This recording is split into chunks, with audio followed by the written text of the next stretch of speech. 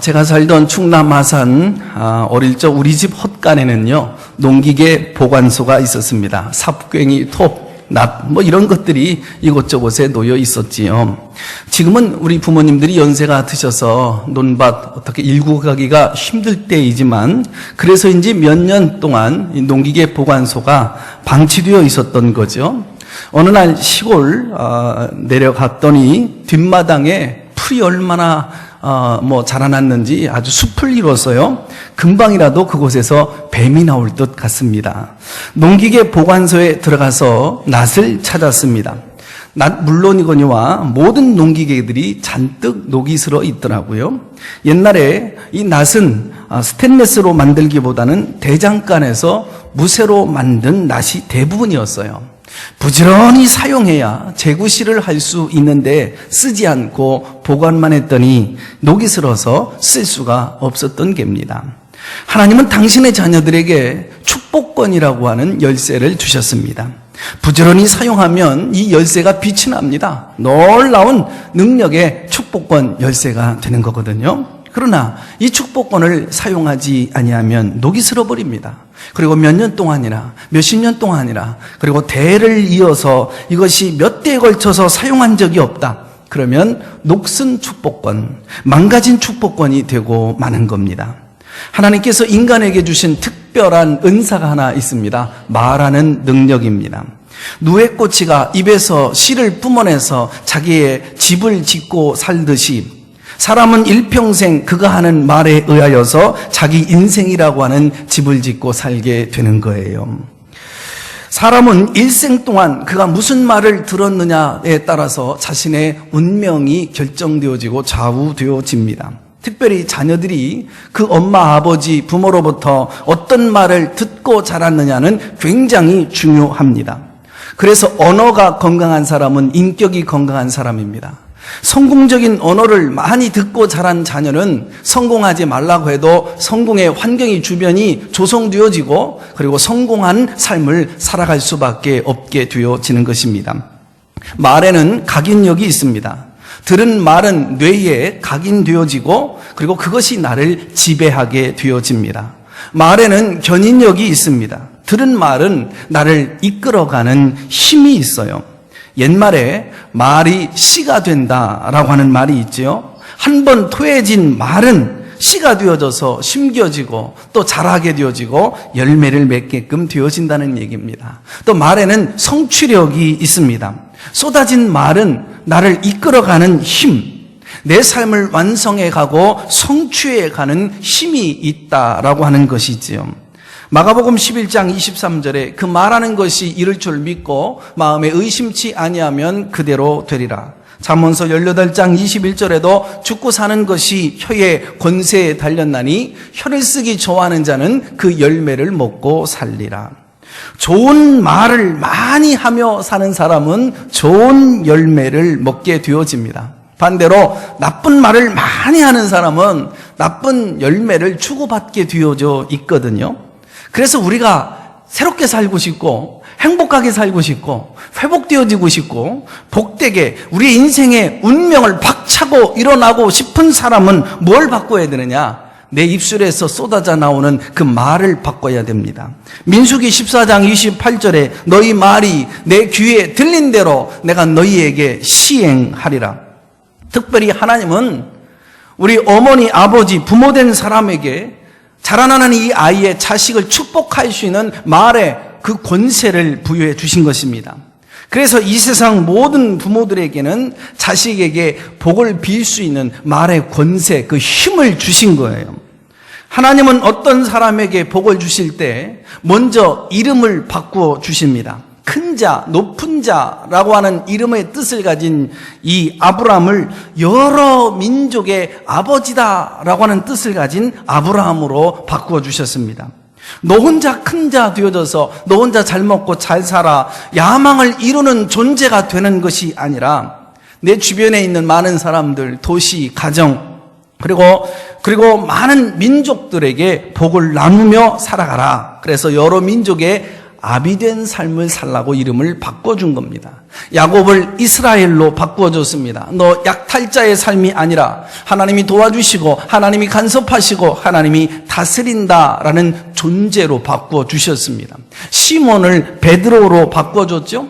갈대같이 나약한 존재, 걸핏하면 쓰러지고 넘어지는 연약한 존재가 아니라 이젠 너는 교회의 반석이 되라, 반석 같은 존재가 되라는 뜻입니다. 사랑하는 가족 여러분, 여러분 자신 안에 아직도 말로 인하여 그 상처가 여러분 안에 남아있는 분 계십니까? 누군가 어릴 때부터 지금까지 살아오면서 내 귓전에 그 가슴 아픈 얘기가 들려져 왔어요. 그래서 그 얘기로 내 인생이 굉장히 불안정해졌고 그리고 굉장히 아픔의 삶을 꾸려왔다면, 그래서 그것을 기억해낼 때마다 여러분 그것이 굉장히 내 삶을, 운명을 좌지우지하는 것 같은, 그래서 말의 상처를 품고 살아가고 계신 분 계십니까? 여러분 자신에게 남아있는 잘못된 인생의 꼬리표가 아직도 붙어있는 분 계십니까? 이 모든 상처와 그리고 그 꼬리표를 주님의 보혈의 피를 적시고 발라서 오늘 이 시간 예수님과 함께 부정적인 꼬리표를 모두 다 떼어버리시기를 주의 이름으로 축원합니다. 행여 여러분의 자녀들에게 부정적인 말, 상처가 되어지는 말, 잘못된 꼬리표를 여러분이 붙여 놓았습니까? 오늘 예수님의 이름으로 그것을 거두시기를 바랍니다. 잘라버리시기를 바랍니다. 위대한 이름으로 바꾸면서 살아가시기를 주의 이름으로 축원합니다. 세계적으로 유명한 미국의 존 홈키스 의과대학의 연구원들의 조사의 보고에 의하면은 부모와 친밀한 관계를 누리지 못하는 자녀들, 그저 부모로부터 많은 그런 상처를 마음속에 받고 살았던 이 자녀들은요, 고혈압이나 동맥관상 질환이나 악성 종양이나 정신병, 우울증, 자살 충동이 훨씬 더 그렇지 않는 사람들보다 더 높은 치수, 수치를 안고 살게 되어진다라는 보고입니다. 부모된 사람은 자녀들에게 용기를 심어줘야 됩니다. 여러분, 희망을 심어주는 말을 많이 해야 됩니다. 그들의 미래를 활짝 열어주는 축복하는 말을 여러분 우리가 넘겨줘야 될 줄로 믿습니다. 로리 베즈 존스라고 하는 사람이 쓴 책 가운데 억만금의 재산보다 한 줄의 예언을 물려줘라 라는 얘기를 했어요. 부모의 말이 예언이 된다는 얘기입니다. 예언이란 내 자녀의 미래가 어떻게 펼쳐질 거야 점을 쳐주라는 얘기가 아닙니다. 하나님이 내 아이를 사랑하시는데 이 아이를 세워주고 싶어요, 치유하고 싶어요, 회복하고 싶은데 이것을 어떻게 합니까? 바로 엄마, 아빠와 주변 사람들의 입술을 통하여, 축복을 통하여 내 아이를 세워주는 거거든요. 또 내 아이가 잘못된 길을 걸어갈 때 그것을 권면해줘서 바른 길로 가게 하는 것, 이것이 모두 예언이라고 하는 것입니다. 이 세상 살아가다 보면 내 아이들이, 가족들이 원치 않게 학교에서, 직장에서, 회사에서 사회생활하며 말로 인한 여러 가지 상처를 주고받을 때가 있거든요. 이 상처를 치료해주는 명약이 있어야 됩니다. 그게 뭘까요? 엄마, 아빠 입술에서 나오는 말입니다. 이게 예언이거든요. 그래서 억만금의 재산보다도 한 줄에 여러분 이 예언을 물려주라, 이 말이 나온 거예요. 힘이 되어지는 말을 물려줄 수 있기를 바랍니다. 용기 되어지는 말, 희망과 꿈을 가지고 미래를 활짝 열어 살아갈 수 있는 축복을 남겨주는 가족들 될 수 있기를 바랍니다. 성경에 믿음장으로 알려진 히브리서 11장에 보면 믿음의 전당에 올려져 있는 믿음의 그 영웅들이 수없이 많이 기록되어져 있어요. 그런데 히브리서 11장을 읽다 보면 참 우리에게 주목을 끄는 이 아브라함의 가문이 어떻게 축복의 대를 이어져 가게 되어졌는지 그 그림을 우리에게 잘 보여주고 있거든요. 아브라함의 가문에 대한 이 히브리서의 히브리 기자가 그 평가는 참 아름다워요. 아브라함의 가문에서는 히브리서 11장 9절에 그 자손들을 동일한 약속을 이어받은 자로 인정하고 존중하고 있다 이거예요. 같이 한번 읽어볼까요? 동일한 약속을 유업으로 함께 받은 이삭 및 야곱의 가족들이, 그러죠.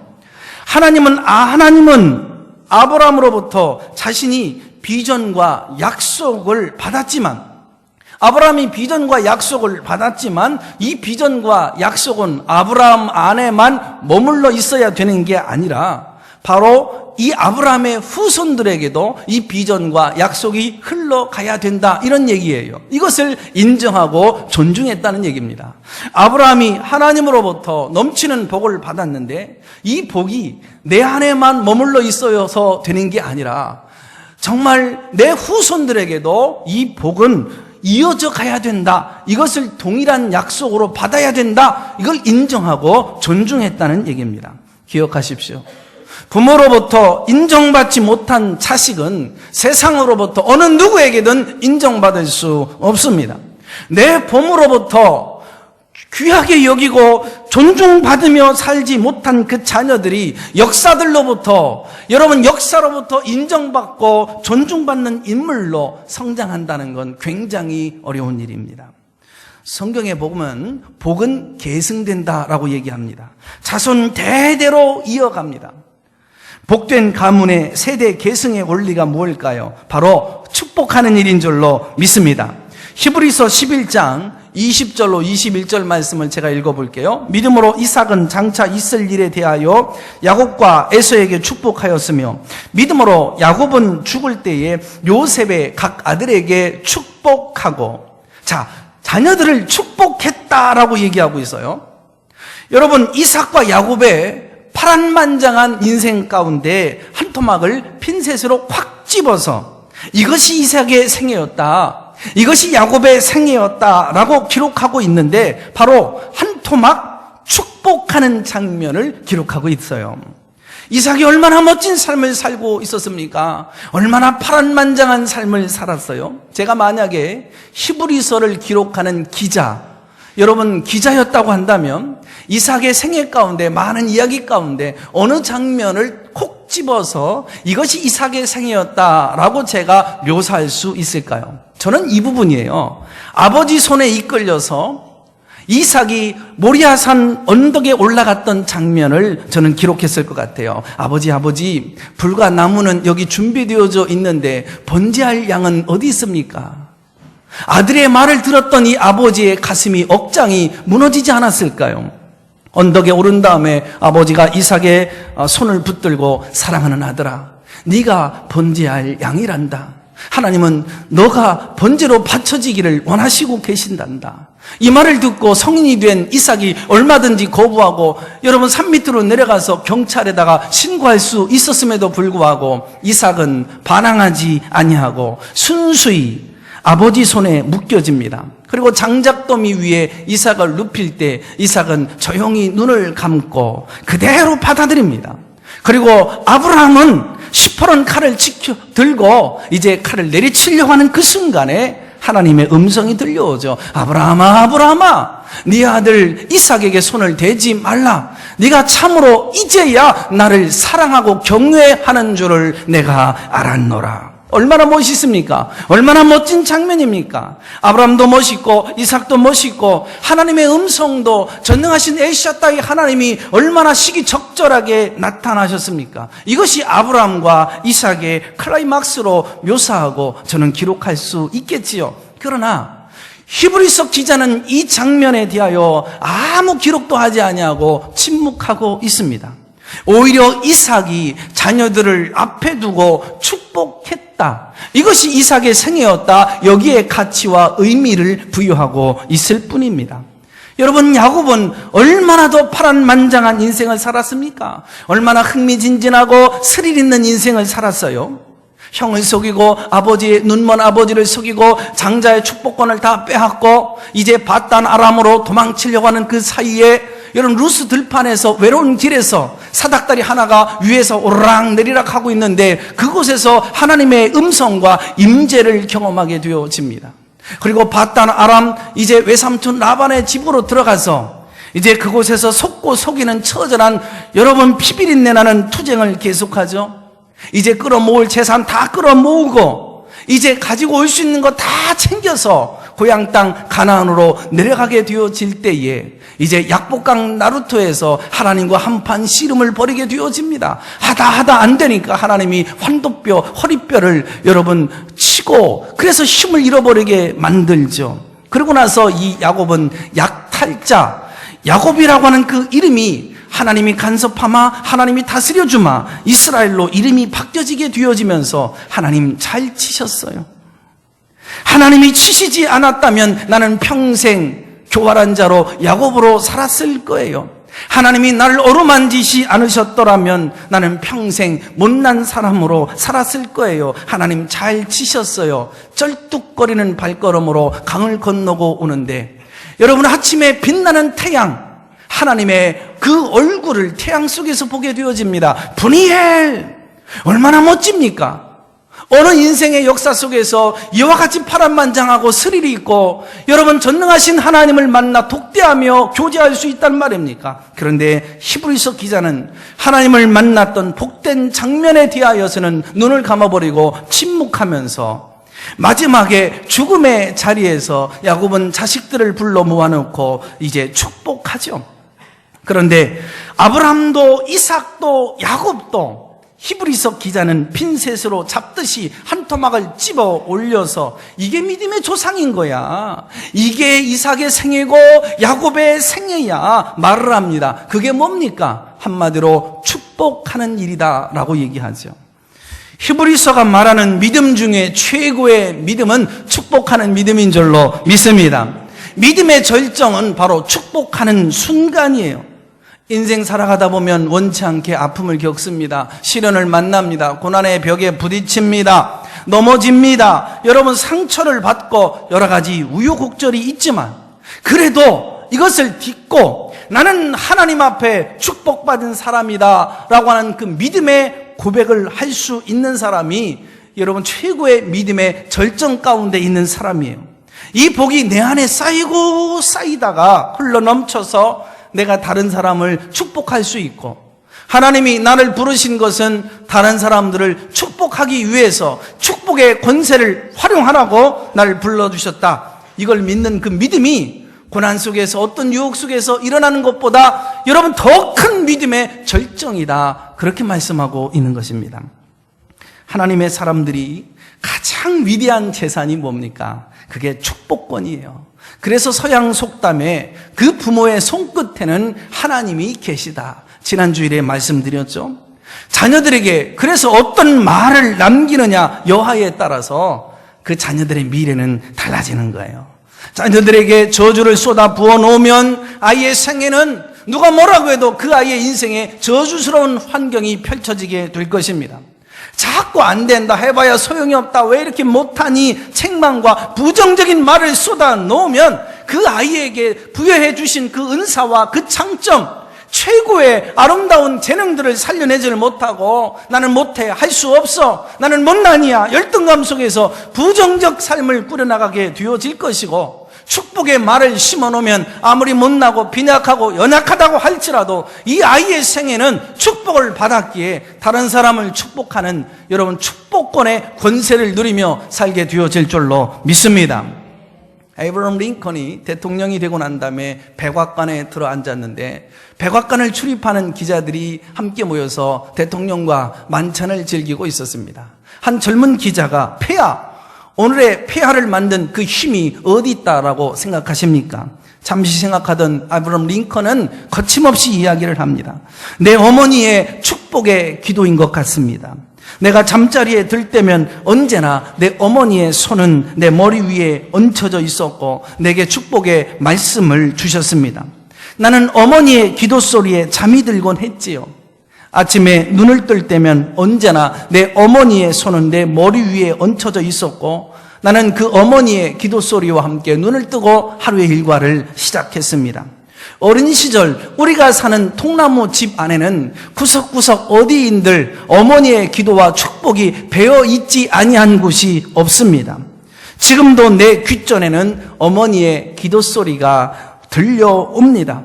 내가 여러 번 선거에서 낙방하고 인생의 고난과 막다른 골목에 처해 있다고 할지라도 내가 포기하지 않냐고 다시 일어설 수 있었던 그 용기는 내 어머니의 기도가 내 피 속에 흐르고 있기 때문입니다. 내가 상원 의원으로 대통령으로 직무를 감당하며 흐트러지지 아니하고 교만하지 아니할 수 있었던 것은 내 어머니의 축복이 내 안에 머물러 있었기 때문입니다.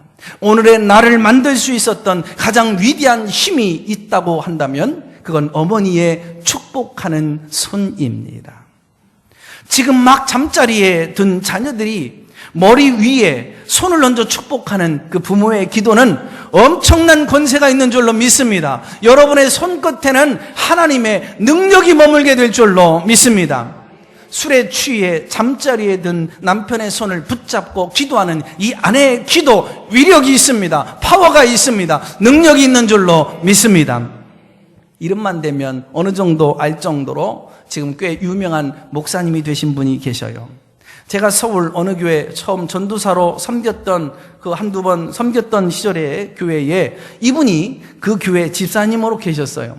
당시에는 이분이 모범적인 집사님, 신실한 교인이라고 볼 수가 없었습니다. 여느 때처럼 술에 만취해서 집에서 골아 떨어졌습니다. 이 아내는 여느 때처럼 남편의 손을 잡고 기도하고 있었던 거예요. 이 남편이 술에 깨서 어렴풋이 눈을 떠서 보니까 아내가 자신의 몸에 손을 얹고 흐느끼면서 애처롭게 울면서 기도하는 거예요. 이것이 한 번, 두 번, 여러 번 자주 반복되어지는데 보십시오. 이 아내의 손끝에 여러분 이 권세의 말이 얼마나 대단한 위대한 변화가 나타나는지 이 남편이 존재론적 가치론의 변화가 나타납니다. 그래서 하던 사업을 이 남편이 아내에게 맡기고 신학교에 들어가더니 어느덧 목사가 되었어요. 이게 바로 침상 축복의 여러분 기적의 위력이에요. 오늘 본문 창세기 49장은 야곱이 자신의 죽음을 앞두고 온 자식들을 다 불러 모았습니다. 그리고 자식들을 축복하는 내용이에요. 내용을 보면 좋은 얘기도 많이 나오고 안타까운 얘기 그리고 또 책망도 나와요. 그런데 이것을 성경에서는 여러분 축복이다라고 표현을 해요. 내용을 보면 그 요소가 너희가 후일에 당한 일이라고 하면서 말이 시작되어지는데 이 성격상 대단히 예언적인 성격을 가지고 있고 이 축복이 그리고 미래에 겪게 될 일이라고 하니까 사실 어떻게 자식들이 일이 펼쳐질지 본인들은 알지 못하지만 하나님만 아시는 내용이에요. 그래서 야곱은 성령의 감동에 의하여 하나님의 손을 대신하여 12자녀들에게 공개적으로 축복합니다. 이 순간 자녀들은 아버지의 축복을 받으며 내 인생의 후반부가 어떻게 펼쳐지게 될 것인지, 내 인생의 죽음의 목전에 어떤 일이 일어나게 되어질런지, 그리고 내가 이 세상에서 하나님의 부르심을 받고 이제 하나님 앞에 가게 될 때 나는 내 자녀들 후손들에게 무엇을 물려주게 될지 한눈에 여러분 볼 수 있는 그런 순간입니다. 창세기 49장 오늘 본문 1절로 12절은 야곱이가 첫 번째 얻은 부인이 있죠. 바로 레아입니다. 레아가 낳은 첫 번째 아들, 둘째, 셋째, 네 번째 아들까지 관한 여러분 축복의 예언이에요. 그 중에서도 첫 번째 3절, 4절은 맏아들인 루벤에 관한 예언입니다. 이 맏아들 루벤이 누굽니까? 여러분 첫 번째 태어난 아들이기 때문에 이 어미가 아버지가 굉장한 그런 기대를 가지고 있었던 모양이에요. 그래서 3절에 보면 루벤은 참으로 총명하고 똑똑했던 모양이에요. 한번 읽어보겠습니다. 루벤아 너는 내 장자요 내 능력이요 내 기력의 시작이라 위풍이 월등하고 권능이 탁월하다마는 탁월하다 이렇게 끝나야 되는데 왜 뒤에 꼬리표가 붙습니까? 탁월하다마는 탁월해야 되는 아이였는데 여러분 아버지의 기대가 무너졌습니다. 총명함은 깨졌습니다. 인생은 얼마든지 역전패당하는 불행을 겪을 수 있다라고 예고하고 있는 말씀입니다. 결국 그는 어떻게 되어지느냐? 이어지는 4절에 보니까 물에 끓음 같았은즉 물에 끓음 같다. 루벤 지파의 별명이 하나 있는데 끓는 물 지파예요. 어린아이를 부뚜막 위에 올려놓으면 얼마나 불안하고 안정되지 못한 모습입니까? 지금 냄비에 물이 끓어요. 근데 그 냄비 끓는 물 옆에 어린아이가 놀고 있어요. 얼마나 위험천만한 모습입니까? 누군가 어떤 사람이 처음에 하나님을 얼마나 잘 섬기든지 예배생활 잘하고 기도생활 잘합니다. 헌신도 잘하고 충성도 잘하고 신앙생활 잘해요. 그런데 믿음생활이 안정되지 못해서 쏟아진 물처럼 아무것도 남음이 없는 사람. 여러분, 처음엔 칭찬과 존경을 많이 받았어요. 야, 저 사람 정말 사위로 얻었으면 좋겠다. 내 며느리도 얻었으면 좋겠다. 참 좋은 신앙이네. 모델이다. 박수와 갈채를 보냈습니다만, 그런데 쏟아진 물처럼 이제는 아무것도 남음이 없는 빈 그릇, 빈 깡통, 빈 술에 소리만 요란한 사람으로 살아가고 있다고 한다면 이는 루벤 지파, 루벤 신앙이다. 이렇게 볼 수 있는 거지요. 루벤이 어떤 사람입니까? 출애굽기 28장 18절에 보니까 제사장의 옷 가슴에 12지파를 상징하는 보석들이 매달려 있거든요. 그 보석 중에 성류석, 즉 에메랄드입니다. 이 에메랄드가 루벤 지파를 상징하는 보석인데, 이 에메랄드는 아주 맑은 그런 푸른 넘실거리는 그 파도가 푸른빛을 비고 여러분 비춰주고 있잖아요. 그래서 그 푸른빛 비춰주는 그 색깔이 바로 에메랄드 성류석입니다. 이 고대 사람들에게 이 에메랄드는 정욕의 파도, 넘실거리는 인생의 풍파많은 인생을 상징하죠. 루벤은 태어날 때 부모에게 큰 기대와 감격을 가지고 태어났죠. 그래서 자식 낳기 경쟁을 벌이고 있었던 어미 레아가 태어난 아들을 보며 봐라, 내가 아들을 낳았도다. 감격의 아들이었어요. 그러나 흔들거립니다. 안정감이 없어요. 불안합니다. 삶과 신앙이 흔들거리기 때문에 장자의 특권이 상실되어집니다. 정욕의 파도가 일어납니다. 인생의 풍파가 잦아요. 고난의 파도가 일어나요. 그래서 아들 때문에 어미가 평안하질 못해요. 가슴에 깊은 상처를 입었다라는 얘기입니다. 변덕이 심한 사람, 변덕쟁이 신앙생활은 바로 루벤입니다.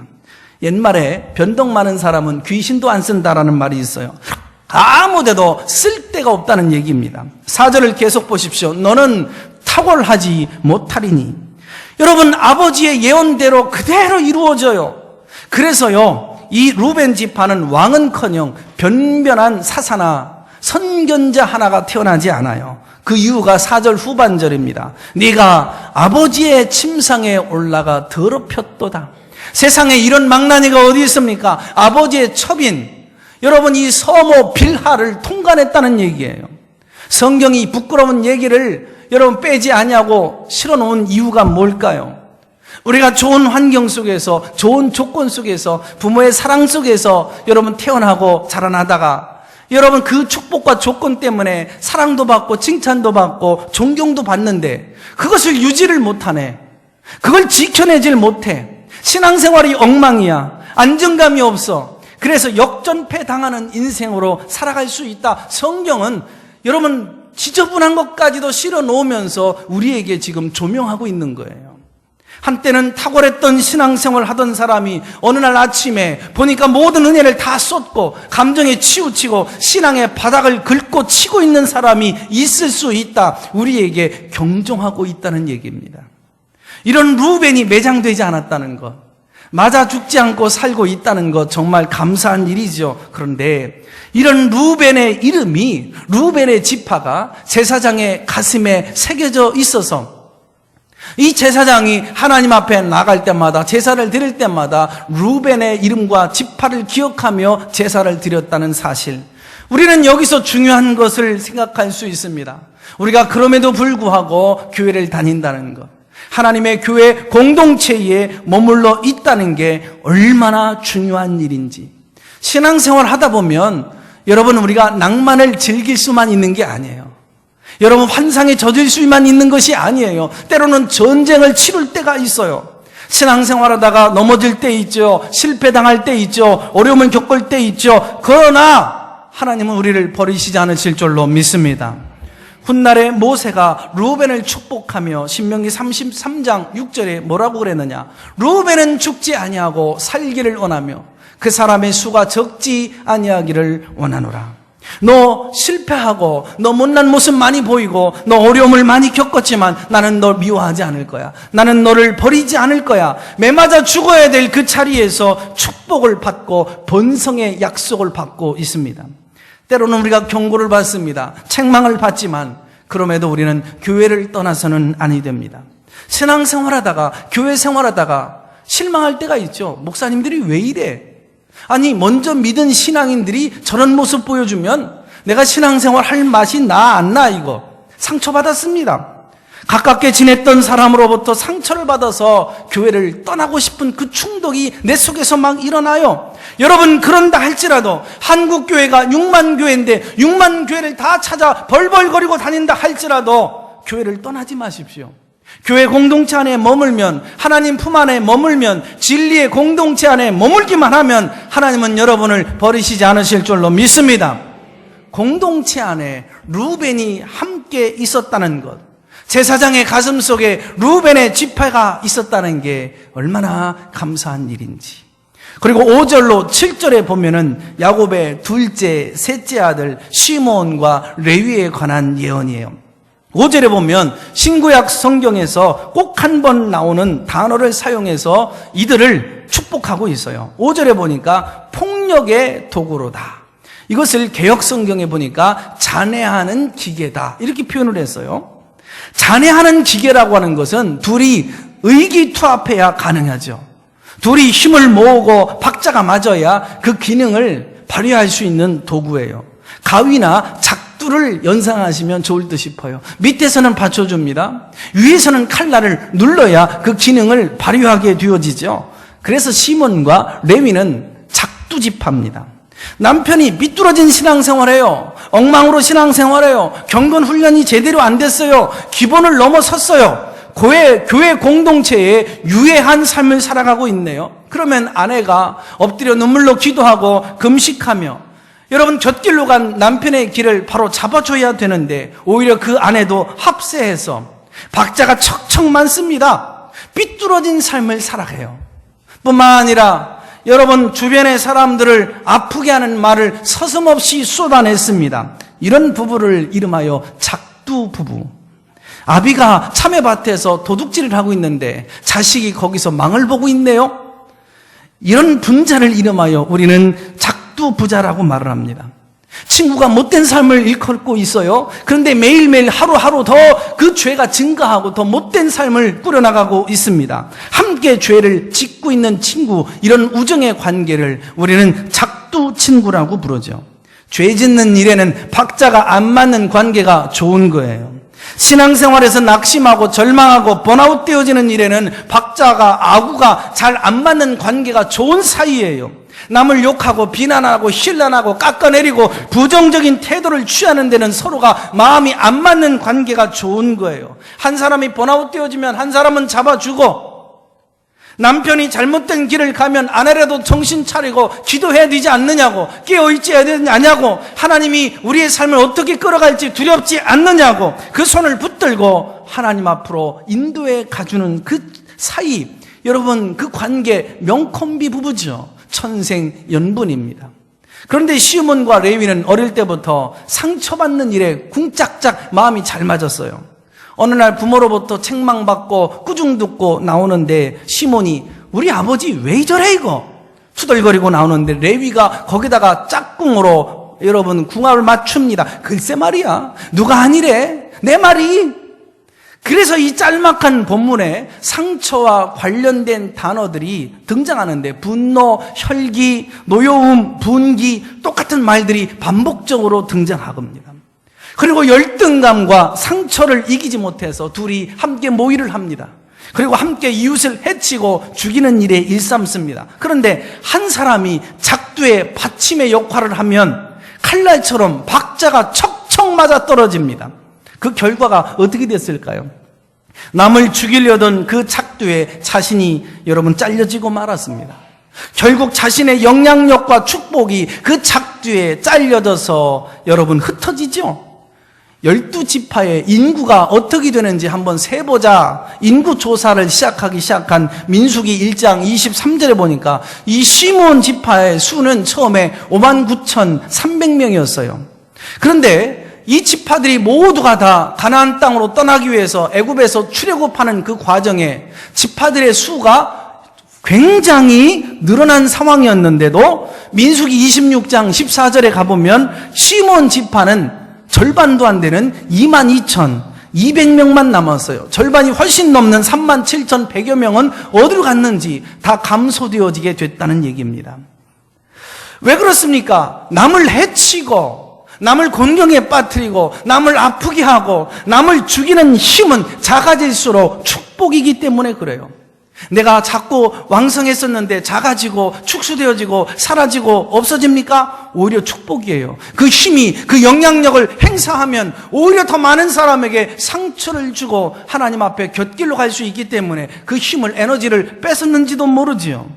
그것이 자기도 살고 남도 사는 길이기 때문에. 그래서 이런 지파는 있는 힘 다 뺏어버리시죠. 영향력을 뺏어버립니다. 레위 지파는 아예 땅도 분배받지 못하고 12지파 가운데 흩어보내게 지내게 합니다. 우리의 죄성과 잘못된 선풍과 그리고 악의 영향력은 작아질수록 좋다. 그것이 축복이다. 성경은 얘기하는 거예요. 저주했는데, 아버지는 지금 자식을 저주했는데 이게 왜 축복이라고 성경은 얘기하고 있는 걸까요? 말씀드렸죠. 우리의 악의 영향력은, 잘못된 영향력은 오히려 나누시고 흩으시고 갈라놓으시는 것, 작아지는 것이 축복이다. 성경은 그렇게 이해하고 있는 것입니다. 시므온 지파는 그래서 12보석 중에 남보석 사파이어를 상징합니다.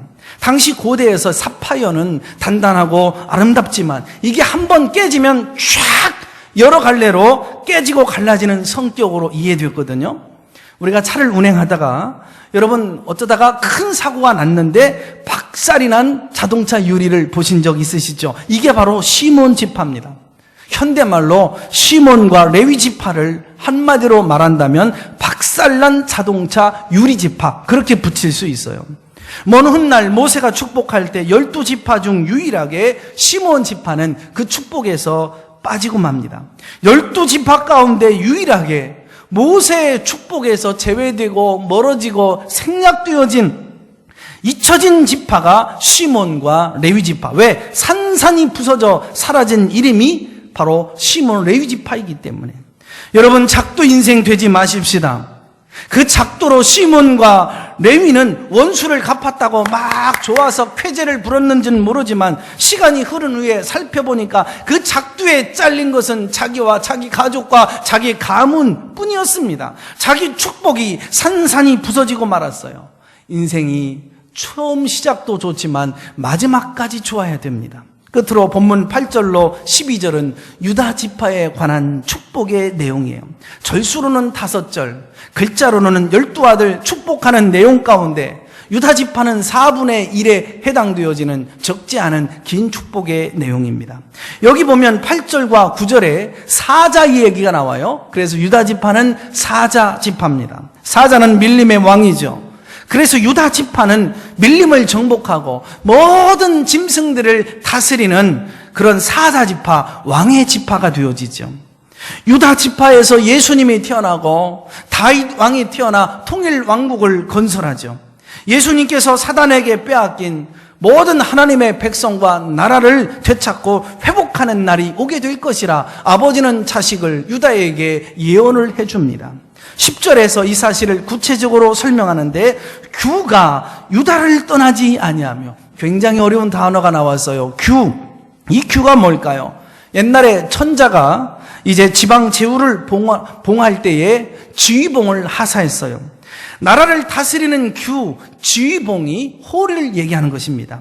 그리고 이어서 아주 난해한 귀절 하나가 나오죠. 여기 보니까 유다 지파의 왕권이 실로에 오시기까지 미치리다. 실로가 뭘까요?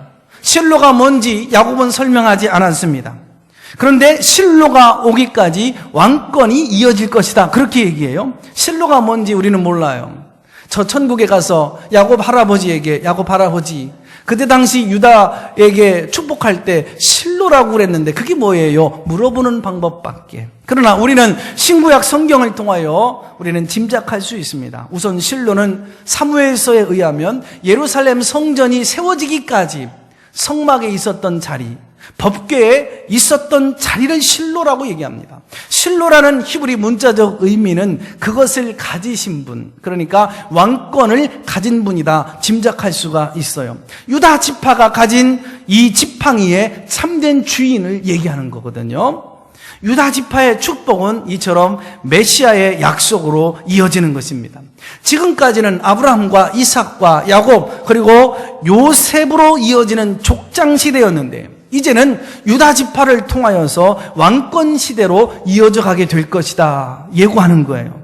그리고 유다 지파의 영향력에 의해서 왕권 시대가 전 세계 열방에 이제 주님 앞에 돌아오는 메시아 시대로 이어지게 될 것이다 지금 축복하고 있는 것입니다. 그래서 실로가 오시기까지 유대인들은, 특별히 유다 지파는 견뎌내야만 했었습니다. 자녀들이 타락합니다, 탈선합니다, 자녀들의 아버지 부모의 마음을 아프게 하는 자식이 있다 할지라도 그 자식을 버릴 수가 없어요. 축복해야만 합니다. 왜요? 실로가 오시기까지. 인생 살다 보면 문득문득 포기하고 싶은, 깨끗이 그만두자 하고 싶을 때가 있어요. 그러나 유다 지파는 견뎌내야 했습니다. 실로가 오시기까지 유다 지파는 묵묵히 인내하고 기다려야만 했습니다. 그래서 유다 지파는 인내하고 기다리는 것이 그들의 사명이고 비전이었어요. 우리도 마찬가지입니다.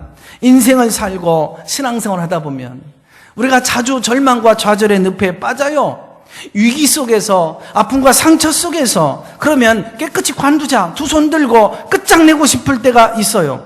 세상으로부터, 이웃으로부터, 아니 교회 안에서부터 여러분 그런 어떠한 정당한 평가를 받지 못하고 그래 관두자, 그냥 모든 것 내려놓고 싶을 때가 있을 거예요. 그러나 여러분들 잘 참고 견뎌낼 수 있기를 바랍니다. 끝까지 승리할 수 있기를 바랍니다. 여러분들은 자녀를 축복하셔야만 됩니다. 여러분들의 가문을 축복의 가문으로 이어가야 될 줄로 믿습니다.